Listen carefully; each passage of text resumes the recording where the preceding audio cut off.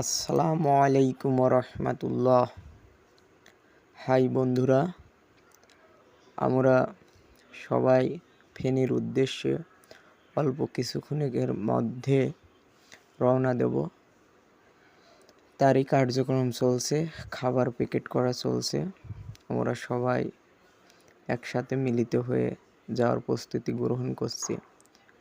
ওখানে যাওয়ার জন্য কিছু শুকনা কাপড়, সেগুলো বাছাই করে ভাঁজ করে পলি করা হচ্ছে। ইতিমধ্যে আমরা রওনা দিয়ে ফেলেছি। আমরা এখন আছি মাথাভাঙা নদীর উপরে চুয়াডাঙ্গা থেকে আমরা রওনা দেব।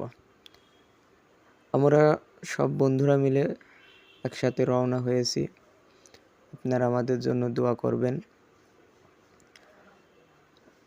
আমরা যেন ভালোভাবে কাজটা সম্পূর্ণ করতে পারি। এটা আমাদের টিম লিডার আব্দুল আজিজ, এটা আমার ফ্রেন্ড সাইদুল, এটা আমার আরেক ফ্রেন্ড আজিজুল হাকিম, এটা আমি।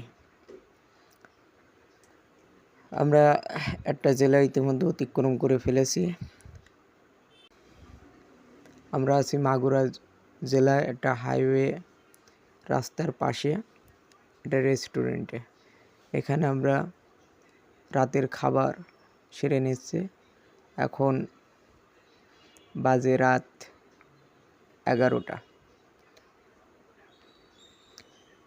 এখন আমরা আছি সেই বাংলাদেশের বহুল আলোচিত পদ্মা সেতুর উপরে।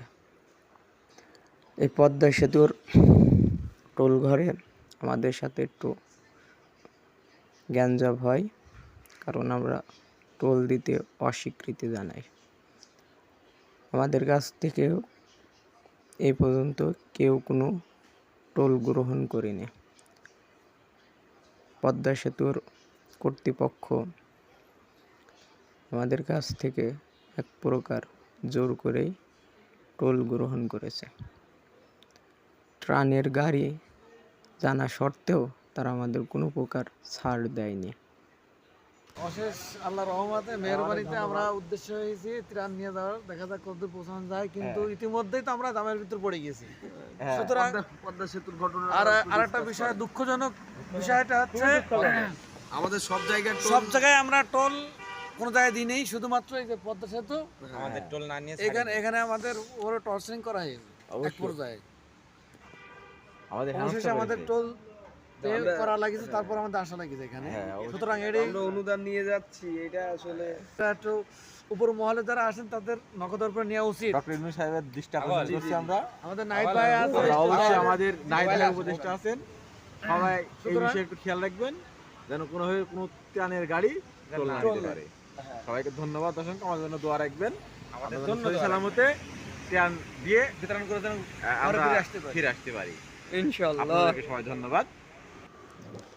আবারও মেঘনা নদীর ট্রোলের জন্য আমাদের ডেকেছে, কিন্তু এখানে আমাদের স্টুডেন্ট কার্ড শো করার সাথে সাথেই ওনারা আমাদের ট্রাকটা ছেড়ে দিতে বাধ্য হয়েছে। সুতরাং আমরা বিনা টোলেই এই মেঘনা নদী পারাপারি হচ্ছে। এভাবে টোল ফ্রি অল বাংলাদেশ যদি হয়, তাহলে বাংলাদেশের উন্নতি আরও তাড়াতাড়ি করা সম্ভব। ইতিমধ্যে আমরা নোয়াখালীতে এসে পৌঁছালাম। সারা রাত জার্নি করে আমরা অনেক ক্লান্ত, তাই সবাই ফ্রেশের উদ্দেশ্যে নামব।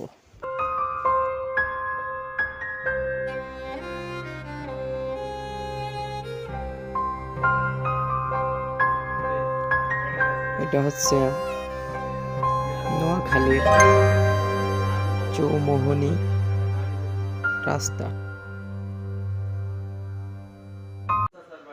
চৌমোহনীরই একটা রেস্টুরেন্ট থেকে আমরা সকালে নাস্তা সেরে নেব। আমরা সারা রাত ট্রাকের ভিতরে বৃষ্টিতে ভিজেছি। বৃষ্টিতে ভেজার কারণে, ঘুম না হওয়ার কারণে সবারই চোখে মুখে ক্লান্তির ছাপ। তাই ফ্রেশ হয়ে নাস্তা করে শরীরটাকে চাঙ্গা করার প্রচেষ্টা। আমাদের নাস্তা শেষে আমরা সবাই আমাদের ট্রাকে ফিরে এসেছি। আমরা এখান থেকেই আপনার লক্ষ্মীপুর, ফেনী, মহিপাল, কুমিল্লার উদ্দেশ্যে রওনা দেব। রাইট নাও আমরা এখন মহিপালের প্রবেশদ্বারে আছি। এখানে জ্যামের কারণে আটকিয়ে গেছে। এখানে একটা ভালো জিনিস লক্ষ্য করেন, আমাদের ছাত্র ভাইয়েরা এবং সেনাবাহিনীরাই ট্রাফিকের দায়িত্ব পালন করছে। তারা সবাই রাস্তা ক্লিয়ার রাখার চেষ্টা করছে।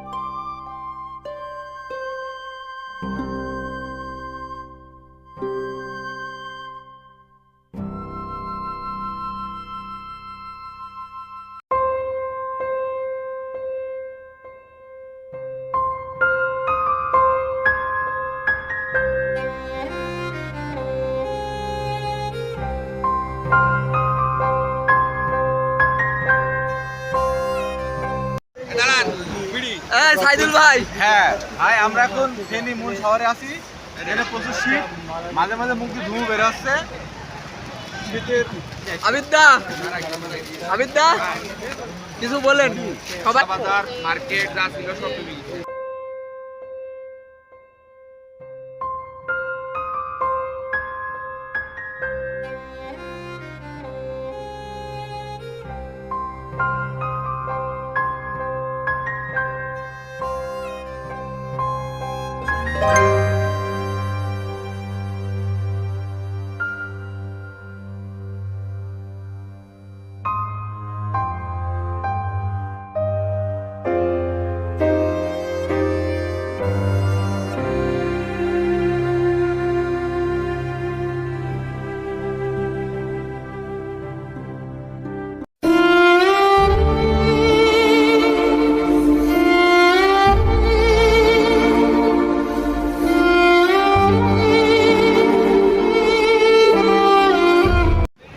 এখানকার স্থানীয় ব্যক্তি আমাদেরকে ইনফরমেশন জানালো ভিতরে অনেকেই পানিবন্দী আছে এবং 2-3 দিন ধরে কিছুই খেতে পারেনি।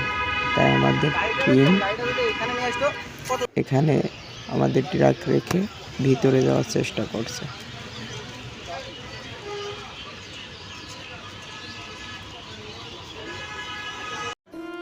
কোথাও গলা পানি, কোথাও বুক পানি, কোথাও কোমর পানি।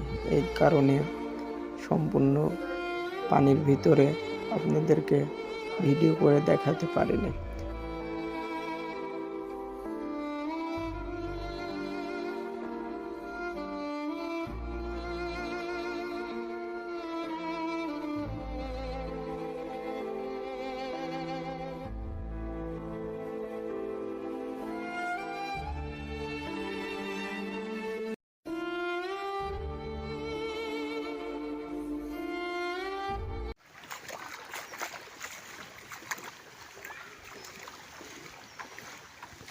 প্রায় 2 কিলোমিটার পথ পাড়ি দিয়ে আমরা চলে আসলাম সেই কাঙ্ক্ষিত স্থানে। আমাদের টিম লিডার আদেশ করেছে কাউকে কোনো উপহার দেওয়ার সময় তার ভিডিও, তার কোনো ছবি যেন আমরা না করি। তার আদেশ অনুযায়ী আমরা কোনো ভিডিও এবং ছবি আপনাদেরকে দেখাতে পারলাম না।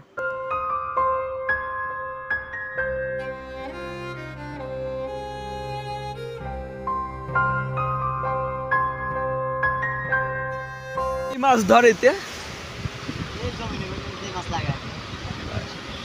এই এলাকায় কি ইলিশ মাছ আছে?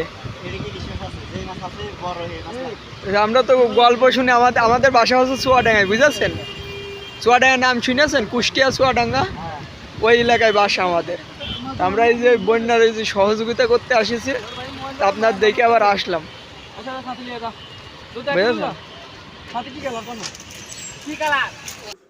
ওভারব্রিজের নিচেই এই চাচা মাছ বেচছে, আর আমার বন্ধু ওখানে মাছের দাম শোনার চেষ্টা করছে।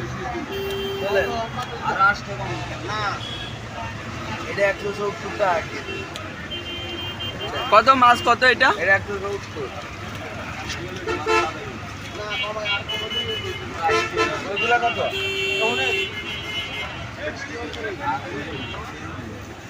আলহামদুলিল্লাহ, আমাদের কাজ শেষ। আমরা এখন বাড়ি ফিরছি। ফেরার সময় একটা কথা বলি, আপনারা এলাকায় থেকে 10-50 টাকা উঠিয়ে বন্যা বিলাসী বা বন্যা ট্রু যাই বলেন এটা বন্ধ করেন। আপনাদের মনে প্রশ্ন আসতে পারে, তাহলে আমরা গেলাম কেমন করে? আসলে আমাদের অর্থের উদ্যোক্তা হাজি ট্রেডার্স, নানবার, আলমডাঙ্গা, এছাড়াও রিয়াদ কমপ্লেক্সের ভাইরা শুকনা কাপড় এবং মন্ডল স্পট আলমডাঙ্গা, এরা আমাদের শুকনা কাপড় দিয়ে সহযোগিতা করেছে। ট্রাক দিয়েছে এক বড় ভাই তার নিজ খরচে। ইভেন আমাদের খাবারের টাকাটা বহন করেছে প্রবাসী এক বড় ভাই। তাদের সবারই ইচ্ছা আমরা যেন নিজ হাতে দিয়ে আসি, তাই আমরা সবাই বড় ভাই আব্দুল আজিজের নেতৃত্বে যাই। আলহামদুলিল্লাহ সফলভাবে। নোয়াখালী, লক্ষ্মীপুর, ফেনী, মহিপাল, কুমিল্লা এই এলাকাগুলোর কিছু অংশে দিতে সক্ষম হই। আপনারা সবাই ভালো থাকবেন, বানভাসীদের জন্য দোয়া করবেন। আল্লাহ হাফেজ।